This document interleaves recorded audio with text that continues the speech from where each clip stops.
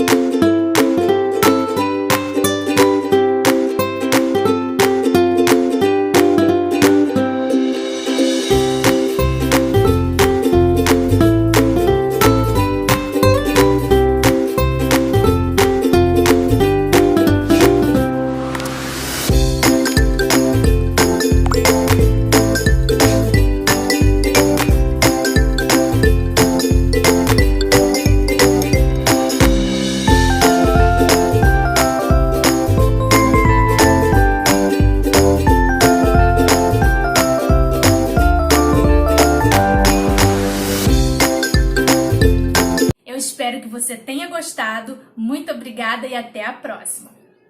Tchau!